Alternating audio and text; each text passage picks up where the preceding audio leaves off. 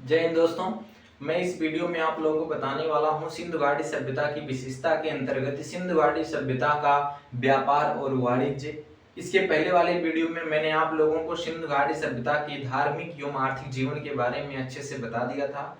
तो आइए शुरुआत करते हैं सिंधु घाटी सभ्यता के व्यापार तथा वाणिज्य के बारे में। जिस प्रकार सिंधु घाटी सभ्यता के लोगों की रुचि पशुपालन, कृषि, उद्योग धंधों में था, उसी प्रकार उनकी रुचि व्यापार तथा वाणिज्य में भी था। तो मैं इसमें कुछ पॉइंट्स लिखा हूं, उन्हीं के माध्यम से समझते हैं कि सिंधु घाटी सभ्यता का व्यापार तथा वाणिज्य किस प्रकार था। इसमें मैंने पहला पॉइंट लिखा है, आंतरिक एवं बाह्य व्यापार काफी उन्नत थे। मतलब जो सिंधु घाटी सभ्यता का जो आंतरिक व्यापार था और जो बाह्य व्यापार था वो काफी उन्नत था। ठीक, हड़प्पा एवं मोहनजोदड़ो दो प्रमुख व्यापारी केंद्र।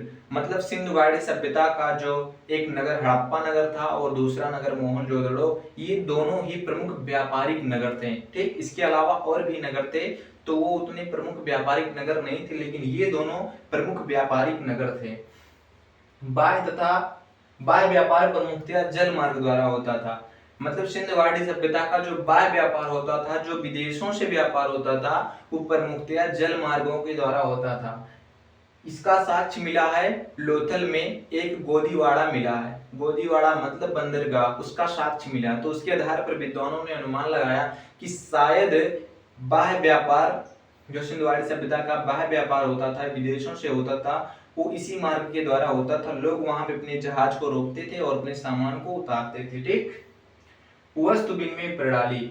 सिंधु घाटी सभ्यता में सिक्कों का प्रचलन नहीं था। मतलब उस समय रुपये पैसे नहीं हुआ करते थे, इसलिए उस समय वस्तु विनिमय प्रणाली थी, यानी वस्तुओं के द्वारा वस्तुओं का आदान प्रदान किया जाता था। ठीक, माप तौल के लिए विभिन्न बांटों का प्रयोग। सिंधु घाटी सभ्यता के लोग माप तौल के लिए विभिन्न प्रकार के बांटों का प्रयोग करते थे, जिनमें 1, 2, 4, 8, 16, 32 एवं 64 का अनुपात होता था। मतलब इनके बांटों में जो अनुपात होता था वो होता था 1, 2, 4, 8, 16, 32 एवं 64 का। ठीक, और इनमें ये सबसे ज्यादा 16 इकाई वाले बाट का प्रयोग करते थे। और जो इनके बाट का आकार होता था वो 3 आकार का होता था, या तो घनाकार होता था, या शंक्वाकार होता था, या तो बेलनाकार होता था। ठीक, इसके बाद कच्चे माल की प्राप्ति, पड़ोसी राज्य और विदेश। मतलब सिंधु घाटी सभ्यता में कच्चे माल और प्राकृतिक संपदा का अभाव था, इसीलिए ये लोग कच्चे माल की प्राप्ति के लिए पड़ोसी राज्यों पर और विदेशी और मतलब विदेशों पर निर्भर रहते थे। ठीक, वहां से ये लोग कच्चे माल को मंगवाते थे। जैसे कि यहाँ पे कुछ कच्चे माल के बारे में मैंने लिखा है, जैसे सोना ये लोग अफगानिस्तान, फारस तथा दक्षिण भारत में कोलार, कर्नाटक की कोलार की खान, इसके ऊपर एक केजीएफ मूवी भी बनी है। ठीक, यहां से ये लोग सोना मंगवाते थे। चांदी ये लोग ईरान और अफगानिस्तान से मंगवाते थे। तांबा बलूचिस्तान, अरब, खेतड़ी जो है ये राजस्थान में पाया जाता था। ठीक, यहां से ये लोग तांबा मंगवाते थे। लाजवर्द को नीला रत्न भी कहा जाता है, और ये चीज वो अफगानिस्तान से मंगवाते थे। सीसा वो लोग ईरान, अफगानिस्तान और राजस्थान से मंगवाते थे। सेल खड़ी बलूचिस्तान और राजस्थान, ये लोग सेल खड़ी को बलूचिस्तान और राजस्थान से मंगवाते थे। सुलेमानी पत्थर, ये लोग सुलेमानी पत्थर सौराष्ट्र तथा पश्चिमी भारत से मंगवाते थे। नीलमणि महाराष्ट्र से मंगवाते थे। शंख कौड़िया ये लोग सौराष्ट्र तथा दक्षिण भारत से मंगवाते थे। ये जो चीज है कि कौन सी वस्तु कहां से मंगवाते थे, ये समझने वाली नहीं है, ये याद करने वाली है। जब तक आप इसको याद नहीं करेंगे ना, ये चीज आपको समझ में नहीं आएगी। कुछ चीजें होती हैं यार याद करने वाली भी, ठीक, तो उसको हमें याद करना पड़ता है। ठीक, बाकी जो चीज समझने वाली होती है उसको समझना पड़ता है।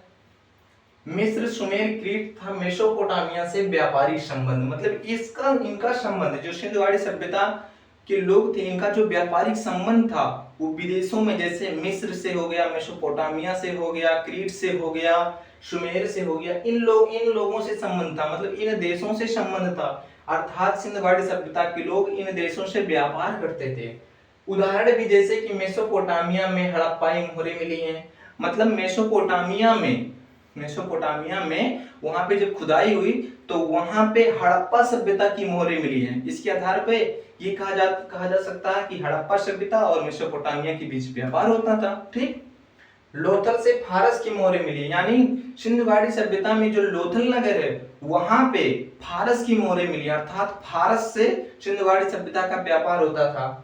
कालीबंगा से बेलनाकार मोहरें मिली, जो मेसोपोटामिया की प्रमुख विशेषता है बेलनाकार मोहरें। यहाँ कालीबंगा में मिला है बेलनाकार मोहरें, अर्थात मेसोपोटामिया की सिंधुगाड़ी सभ्यता से व्यापार होता था। मोहनजोदड़ो से सुमेर शैली की मुद्रा मिली है, और मोहनजोदड़ो से सुमेर शैली की क्या मिली है? मुद्रा मिली है, अर्थात मोहनजोदड़ो से मतलब सिंधुगाड़ी सभ्यता से और सुमेर से व्यापार होता था। तो ये लोग मतलब कुछ उदाहरण है जिसके आधार पे ये कहा जा सकता है, कुछ साक्ष्य हैं जिसके आधार पे ये कहा जा सकता है कि इन देशों से सिंधुगाड़ी सभ्यता का व्यापार होता था। ठीक। मेसोपोटामिया के अभिलेख में सिंधु का नाम मेलुहा मिला है, मतलब मेसोपोटामिया में एक अभिलेख है, उस अभिलेख में ये जो सिंधुगाड़ी सभ्यता है उसका नाम मेलुहा लिखा है, और ये बताया गया कि जो मेलुहा है अर्थात सिंधुगाड़ी सभ्यता है, ये सभ्यता मतलब सिंधुगाड़ी सभ्यता और मेसोपोटामिया इसके बीच दो व्यापारी केंद्र थे।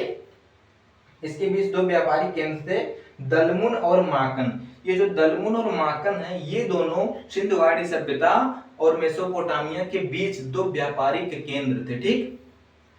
इस प्रकार हम देखते हैं कि जो सिंधुगाड़ी सभ्यता का बाह्य व्यापार था वो आंतरिक व्यापार से काफी उन्नत था। इस प्रकार हम ये कह सकते हैं कि सिंधुगाड़ी सभ्यता की उन्नति की या इसकी जो उन्नति की हम कह सकते हैं कि सिंधुगाड़ी सभ्यता जो इतनी विकसित हुई, इतना जो इसका उन्नत हुआ, इसकी जो प्रमुख रीजन था, इसका जो मुख्य रीजन था, इसका जो प्रमुख कारण था वो था इसका विदेशी व्यापार।